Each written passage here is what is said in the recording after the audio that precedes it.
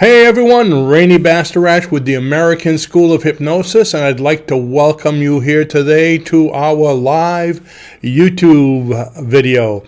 And the reason for this video is today I'm going to speak to you about some of the ways that you are hypnotized covertly every day. You don't even know about it, and it happens to all of us. But before I get started, the reason for this is we have a hypnosis certification training coming up on the 26th of next month, so 26th of March, and it's going to be a 6-day live certification training on Zoom on weekends, so every Saturday and Sunday, which will be recorded if you want to come, but you can't make all the days. But anyways, we've had so many questions about the course, what's included, what are you going to do, is this going to happen, is that going to happen, that we decided to come on here probably a few times a week to be able to let you know some of the things we're going to be doing in class. So each time I'll be talking about some of the topics about our hypnosis certification. And today is talking to you about some of the ways that you're being hypnotized covertly. So I'm going to actually talk to you about some of them today and some more tomorrow. So if you could think of some ways that you're being hypnotized without knowing, and other than the ones I say today, leave them in the comments, because when I come on tomorrow, I want to see how many of you have guessed the ones I'm going to come up with. So with that, let's go ahead and get started. And if anybody is watching us live right now, go ahead and tell us who you are, where you're from, see if any of you are further than Raluca, who's about 30 feet away. We always like to see if we can beat her distance. And if you haven't subscribed already, go ahead and subscribe. As you can see today, we just came on and you had like 5-minute notice. So if you subscribe and click on that bell, when we come on in the future, you will be notified saying, hey, he's on right now. And you'll be able to come in, because it's a lot easier just to go live without letting people know. Just kind of boom. So that's what we're going to do, our hit and run. So let's go ahead and get started. How are you being hypnotized each day? Now, the thing is, there's a lot of different ways. And before we get into it, basically hypnosis itself, the definition of hypnosis is being open to suggestion. So you're either open to suggestion or not open or resisting it all day long. There's no other way. You're accepting it or you're resisting it. Right now, as you're listening to me, you're accepting suggestion. If you're understanding and you're listening and you're not going la, la, la, la, la. Okay, so if you're taking it in, you're being hypnotized. You probably didn't know that. So there's number one. Okay, you're being hypnotized covertly right now. So write me a check. I'm just kidding, unless you want to. But so what's some other ways you're being hypnotized covertly? Let's go to one of the biggest ones right away. The grocery store. How many of you have gone into the grocery store with even a list of 4 items that you want to get? So you want to get 4 items and you do your shopping and you walk out and you have 15 items on the cash register on the conveyor belt, on the belt. What happened? Did somebody twist your arm to put those there?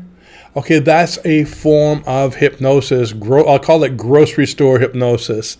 What happens? Well, you go in there. Some stores will have demonstrators trying to tempt you with yummy free samples. Okay, whenever I go into Sam's or BJ's, they always do that to me, Ooh, crab cakes. And you end up buying them and you had no desire to, no idea you were going to get them.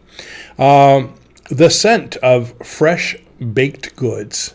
How many of you go through the grocery store and you can smell the Italian bread being cooked, or the donuts? Gotta have my donuts and coffee. But you smell that and you end up getting something. Attractive signage or inviting music in the grocery store. Displays. They always have these displays of things that are really easy to cook, easy to prepare, and all those kind of easy to prepare meals are right at eye level. So those are all very suggestive, and you get them and you end up buying them and bringing them home, and you had no idea. So there's the first one, okay? Hypnosis in the grocery store. Number 2, I call this bombardment. Okay, we've been bombarded with so many things each and every day. So as you go through your day, this is happening, that's happening. We get so much input that we go through what we call critical mass. Okay, if you want to look at the scientific way of talking like we do in class, okay, right now you're in the beta brainwave state. You go hyper beta, then you get into gamma, which is your critical mass. In critical mass, there's so many things happening that you become in a hypnotizable state and don't even realize it. Kind of like, excuse me, kind of like when you're doing your taxes and you're really busy doing your taxes or some other paperwork, and somebody comes in and asks you a question. You know, honey, can I have $50 from your wallet? And you're working, you go, uh-huh. He takes the $50 and runs out, and you go, what did I do? Because it finally hits you. So when your mind is very busy, someone can give you a suggestion, and it goes right into your subconscious mind without even noticing it. So other times you can see this is, let's say you're making dinner or you're eating dinner with the family, having fun, and the television is on. All the suggestions coming from the television are going right into your subconscious mind. This is why we always tell people, while you're eating, while you're having fun or doing something else, unless you're actively focusing on TV, turn the TV off. Because those commercials, some of them are very detrimental. You know, do you have this? Do you have that? All these sickness type things for pills. They're going right into your subconscious mind. And when you're sleeping, you go to sleep, guess what? Your mind is open to suggestion. So you don't want to have television or radio on while you're sleeping. So keep in mind bombardment. How about placebos? Any of you familiar with placebos? If you know about placebos, go ahead and put them in the comments. I'd love to hear which ones you know about, okay? But a placebo is basically a non-effective substance or object given to someone by a person who's in authority, probably a doctor, a minister, a parent, a boss, a supervisor, some person who you believe can help you in some way. So they give you this thing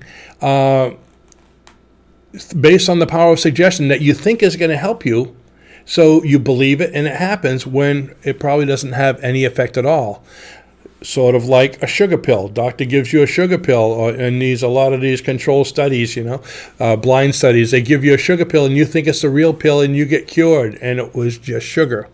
Do you realize that placebos account for about 1/3 of all successful recovery of illness? So, things that you take at the hospital, pills and even treatments. So 1/3 of all is placebos. That's pretty high if you think of it. Matter of fact, we've been thinking about getting a sugar pill and putting an H on it, calling it the hypnotic pill. So I could say, hey, take one of these and call me in the morning, or whatever you have wrong. It's all taken care of. And wow, if I could help 1/3 of the people, that'd be great, wouldn't it? For sure. Maybe even a Tic Tac. I could scratch off some of that white enamel on it. So, it's funny when you think of placebos. Years ago, when I was just a little puppy, my grandmother came up to me. I had warts on my wrist, and she says, oh, I could take care of those warts for you. So what she did was she got a bean, just a regular, dry bean for making chili or something. Took a dry bean and she rubbed it on my wrist on the warts there. And she says, I'm going to go outside and I'm going to throw this bean over my shoulder into the grass. And when the bean rots, your warts will go away. So she walked outside, and I believed her. I was a little kid. She threw it over her shoulder, and actually in about 2 days, the warts were completely gone. Now, I'm sure it took longer than that for the bean to rot, but as a child, we're impatient. I believed it was gone, and I believed it, and it went away. Isn't that amazing? Kind of like when you have the hiccups and your mother says, I want you to take a glass of water and sip it slowly and turn the glass, or whatever technique they might have given you, and it goes away. Wow, it's amazing how strong the placebo is from someone who's in authority. So keep that in mind. Even when a kid falls and comes running in the house screaming because they're in so much pain, and the mama kisses the boo-boo, and all of a sudden, they're fine. It's like it doesn't hurt anymore. They're fine. Wow. If they could put that into a pill bottle and sell it for pain, huh? Let's see, what's another one? How about music? Music is very hypnotic. The effect that music has on you can be extremely relaxing one moment and extremely agitating the next. So there's relaxation music, there's drums that will kind of agitate you. Look what happens in the supermarket. They play the really relaxing, what we call supermarket music. They have their own title to get people to slow down, to relax and look and enjoy themselves and buy things. Or even in a doctor's office, okay? You go into a doctor's office, it's music to relax you. In fact, I used to play music like that years ago. When I first started hypnosis, my first office was actually in my home. It was the house belonged to the dean of a college across the street for a long time, so it was half business, half home. So I'd be doing sessions, and my kids would come home from school. Now I had 6 kids, so my kids would come home from school all bouncy and excited and all that. And I would tell them I wanted them to sit in the living room until I got done my sessions. Then I'd come out and see them. And while they were sitting in the living room, when they came in, I had really relaxing music. Actually, I think it was called Theta Relaxation. I played at the time, so I'd play that. And I'd continue with my session. Even if I didn't have a session, I just stayed in the office for a little bit and let the music run for about 10 minutes. I came out 10 minutes later, and the kids, remember, they were really excited when they came home and jumping all over the place. When I came in, they'd be like, "Hi, Dad. How you doing? Yeah, we had a good day." They'd be all like lethargic and relaxed. Kind of in the daydreaming state already. So it was a great tool for them. So music is very hypnotic.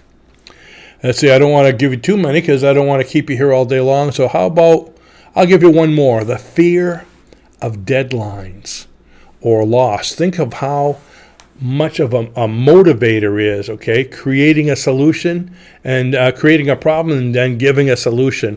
But when you create a problem, okay, there's so much fear. And of course, that's what a lot of, I guess you could say sales is all about. Create a problem, and here's the solution. Buy this, get that, okay? So fear is a great motivator.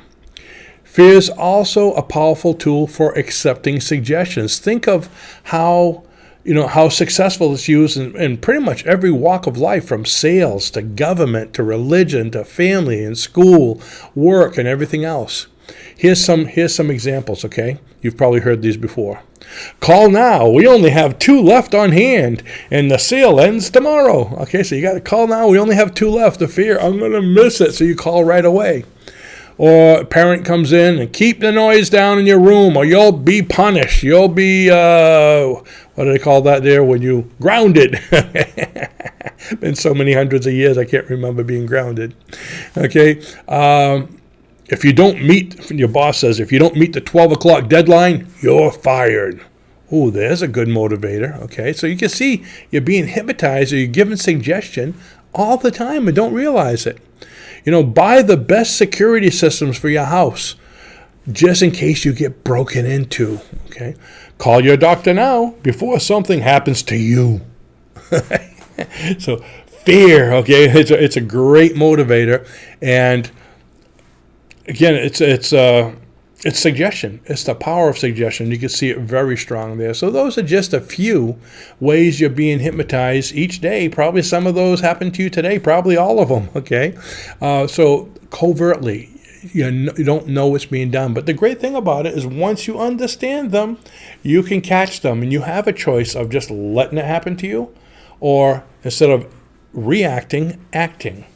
You know it's happening. It's probably still affecting you. I mean, a good salesman gets me, whether I realize he's pulling his tricks on me or not. I still, I guess you could say I still get sucked in by it. All right. So now that I mentioned those, if you can think of any, go ahead and put them in the comments below, because when I come back on, probably tomorrow, I want to see how many of you guess some of the ones I'm coming up with, because there's an awful lot more of them. And keep in mind that we do have the hypnosis certification class coming up on, what was the date I said just a minute ago? See, I got to remember the dates. It wasn't a strong enough suggestion for me. On the 26th. So keep in mind, on March 26th is the class. You can click on the link below. Option 3 talks about the 6-day live virtual training class coming up. And it's going to be on Zoom, so you can do it right from home, from your computer, from your laptop, from your cell phone. If you're on vacation, you can do it while you're, on the yacht or wherever you're going. So there's no reason not to be able to attend classes. But if you can't, they will be recorded each day so you can keep up with the class. It's going to be Saturdays and Sundays for 3 weeks. So it's going to be a lot of fun. There's a lot of live practice, but we'll be talking a lot about it as we go. So if you have questions about that, leave them in the comments, and the next time we come on, we'll answer your questions as well. So, hey, I'd like to thank you all for watching. I really appreciate having you there, because if you weren't there, who would I be speaking to? But with that, thanks for watching. Be sure to click on the link below and check that out, and subscribe if you hadn't, and click that ding, that bell, so you can be notified when I come on next time. And I'll see you in the next video. Bye-bye now.